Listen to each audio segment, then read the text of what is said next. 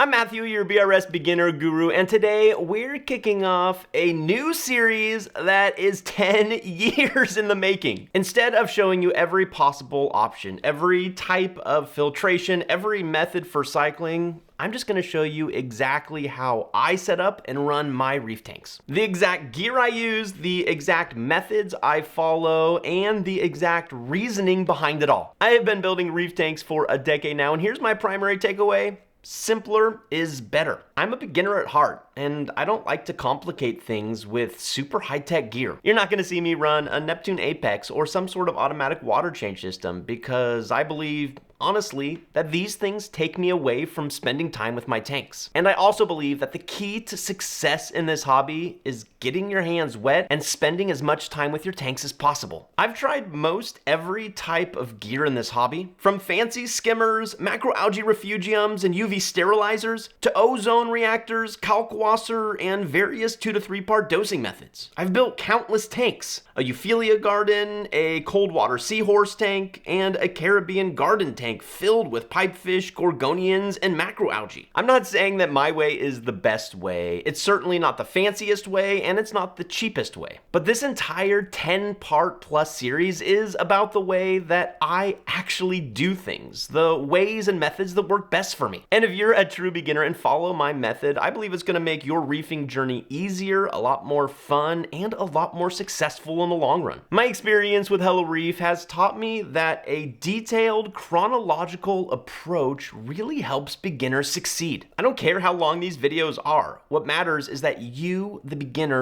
understand everything and feel confident building your reef tank. If you decide to follow along with me for the next 10 plus videos, in a couple months, you will have a fully established reef tank. And if you decide to make some changes, I still think you're gonna learn a lot along the way. Without further ado, episode 1, tank and stand. Whenever starting out a new reef tank, the first thing you need to decide is what your end goal is, because it's that goal that will determine every piece of gear you need to get. My favorite size tank for beginner is 40 gallons. It's small enough that you can fit it in any apartment, but big enough that you can put a lot of animals inside, which we often refer to in this hobby as livestock. For this series, I also wanted to use an all-in-one system, not a system with a sump. All-in-one is a super confusing term in this hobby because you would assume that if you were to buy an all-in-one system, it would come with all the gear you need, but that is not at all what it means. An all-in-one system simply refers to the style of aquarium that has a rear filtration chamber, not a hang on the back filter, and not a sump. Basically, an all-in-one system takes a rectangular or square tank and silicones in a baffle, separating the larger front display portion from the rear filtration portion. The primary benefits of an all-in-one system over a hang on the back filter are twofold. First is the rear filtration chamber allows you to hide all of your gear so you don't have to stare at it. And secondly, a rear filtration chamber allows for a lot more space, which allows you to add a lot more filtration than a typical hang on the back filter. Knowing that I want to set up a 40-ish gallon all-in-one tank with beginner-friendly gear and beginner-friendly animals, now I want to imagine what the final tank will look like. For some of you, it might simply be packed with anemones. For others, maybe your dream is a whole bunch of cool fish. Each person will be inspired by different things, and here's what inspires me. Soft corals, large polyp stony corals,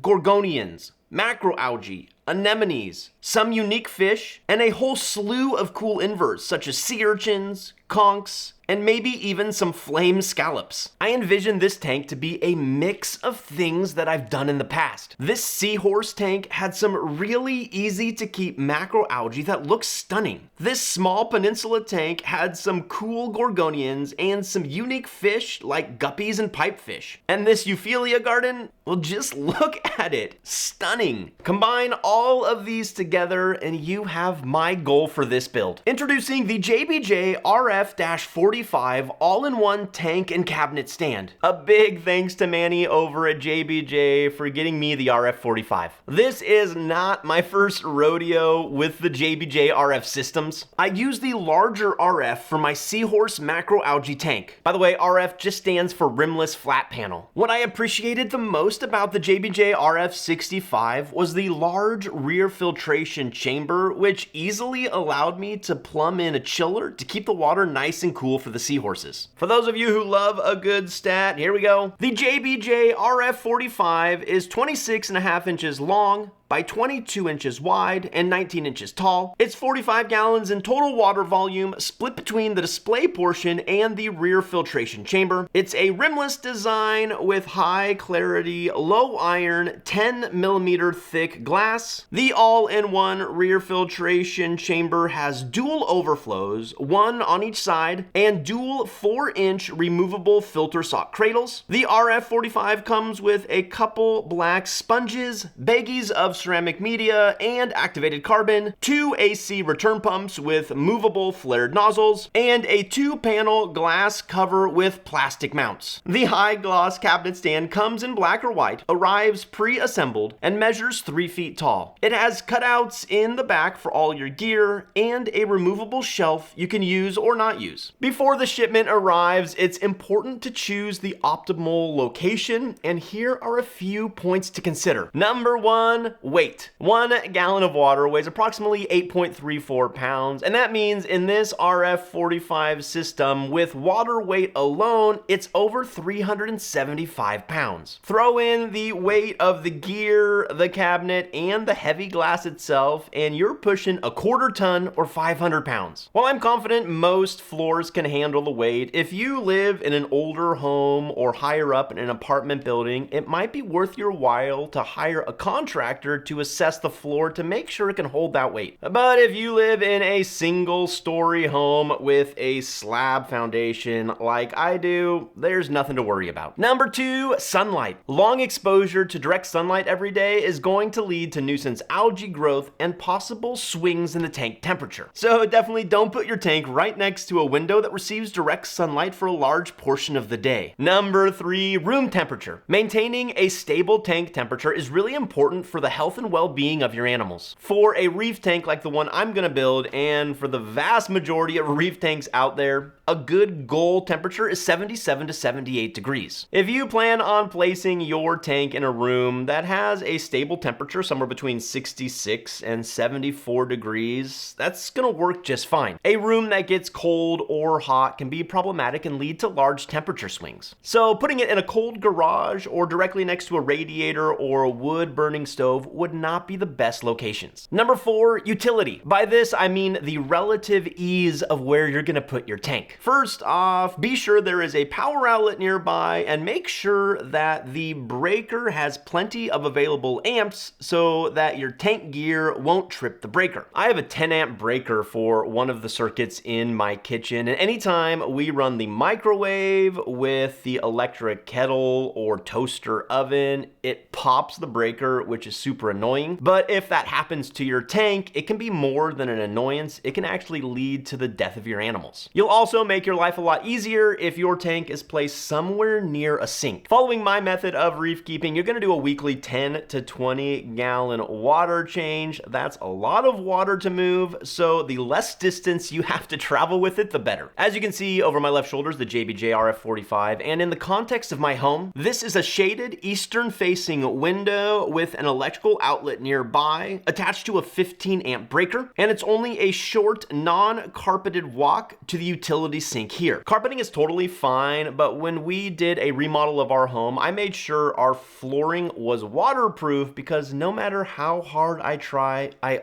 always end up spilling water. To make my life easier, I also use a Brute trash can and dolly for my weekly water changes, and it's just easier to roll it around on a hard floor. We are finally onto the fun part and get to set up the tank. The first thing to note is that due to the size, it's going to be shipped by freight. That means somebody needs to be home when it arrives, and you need a place to at least temporarily put the pallet. I'm using a box cutter to help remove all of the packaging material, but do be careful not to scratch the cabinet stand or aquarium during this process. I was able to move the cabinet by myself. Oh, and I just can't tell you how nice it is that JBJ pre-assembles their cabinet stand hands. I have put together so many of these, and it's not that it's difficult, it's just a really nice touch not to have to do it. The cabinet has protective plastic on all of the panels, so remove that first to reveal the super glossy stand. You'll notice it's a bit wobbly and not perfectly level, but we're going to take care of that later. The shelf is super easy to install. Simply push the 4 supports into the pre-drilled holes and place the shelf on top. It's now time for the aquarium. Start by carefully removing the box, styrofoam, and plastic wrap, being careful not to damage the glass. Inside the main display portion are the glass lid panels and a box of accoutrements. Remove those before lifting the tank. In between the top of the cabinet and bottom of the glass aquarium needs to be this pre-cut foam pad. Because of the massive amount of water weight we'll be putting into our tank, even a slight discrepancy in the top of the cabinet stand or some little piece of sand or cardboard that got stuck to the bottom of the tank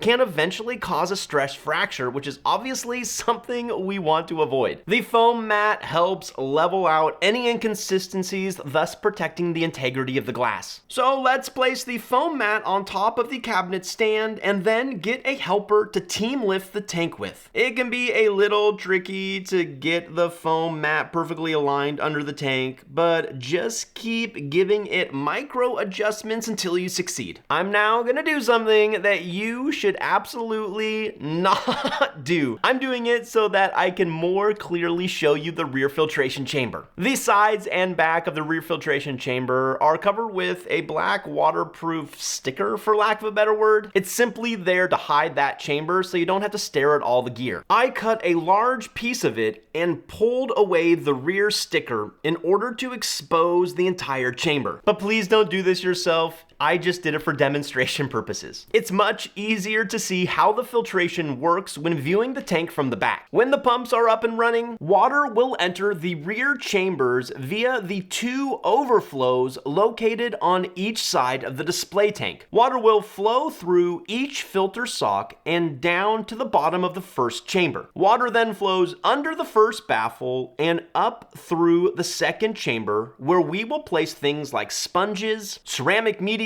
and heaters. Once water reaches the top of the second chamber, it flows over the second baffle and into the final central return pump chamber, where the water is then pumped back into the display tank via the 2 flared nozzles here. To get things into place for now, I'm going to leave the filter socks in place and push the 2 black sponges to the bottoms of the second chambers. Then I'm going to place the included baggies of ceramic media on top of those sponges. The JBJ system also comes with a couple baggies of activated carbon, but I'm not going to use them, first because it's too early, and second because I have what I think is a better method for more effectively running carbon, but I'll show you that in a future episode. The bags of ceramic media are a bit dusty, so I will likely rinse them off before we add water to the tank. For now, I'm going to leave the 2 included return pumps in place, but I will be replacing both of them before we add water. It's not because the pumps are bad, it's because I spend all day here in my studio listening to my tanks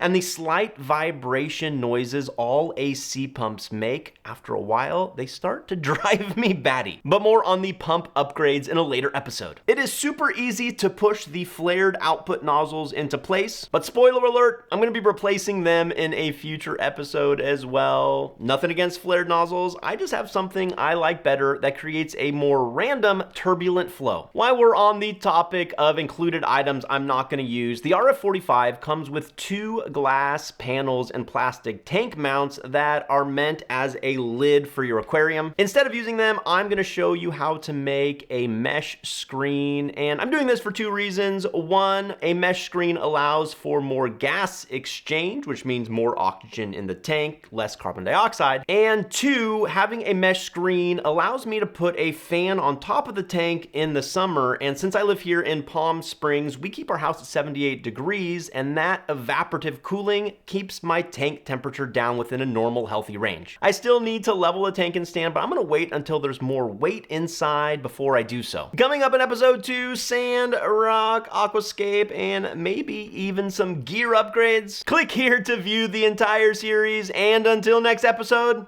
be well and happy reefing, everybody.